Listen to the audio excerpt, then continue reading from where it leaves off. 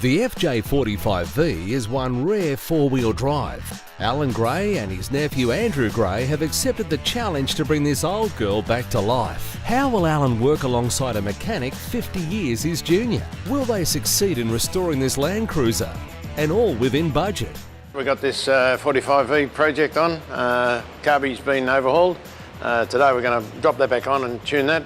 Do a tune-up on the engine. We'll check the plug leads, compressions, plugs, and get it to run nicely. I don't know whether it's going to hold me up or not with me hotshot here, but we'll see how the day goes. Did you get an early night last night? I tried to. That's all right. Okay, so the carburetor was blocked up because of the dirty fuel, and over the many years it gets a bit of corrosion and rust in it, so pulled it completely apart, put a kit right through it, check the float level, and some new jets in it. I'll bolt that on, that won't take very long. While Al's fitting the carby, I'm just going to check the ignition leads, remove them one at a time so we don't get confused.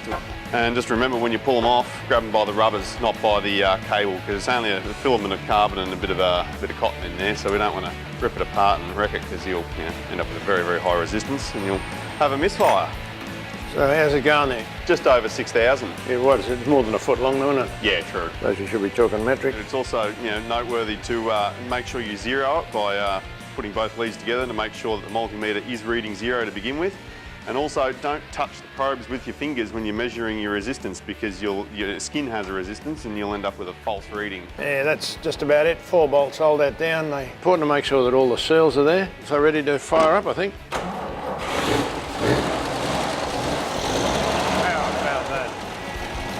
Hey Al, I guess you didn't do this carby. It started a bit easier than I expected. With the carby running well, the boys run into a bit of a snag. We've got a fuel leak here, right on top of the manifold. Best we do something about that. Sure, that wasn't an installation issue, was it? No. What is that, 516 fuel line or something? 516 will do in old terms, kid, yep. With the fuel leak added to the long list of things to do, the boys were back to the tune-up. We need to check the compressions and check the spark plugs. Well, we need to do it when it's hot, so we'll just warm it up now. Okay, give it a hot shot. Righto, fingers out. Yeah, go on. You can drag those plugs out. Well, you haven't done by morning tea time or not? Oh, I might have, if you're lucky. Just mark it. Full. Oh, look at his marker. Yeah, go on, shove a bit of lipstick on there. I use nail polish. It's fantastic stuff, nail polish. On your fingers or? No. Whatever floats your boat, eh? Okay, so we've just done compressions on this 6-cylinder, and they're all around 125 psi, which is pretty good. We might give this a coat of paint one of these days, give it a bit of a spray over, look real swisho. But never mind. I said once before that you can put lipstick on a pig, but it's still a pig.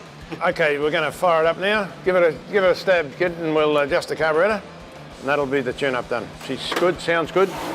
The boys complete some final tweaking on the old girl, and then it's job done.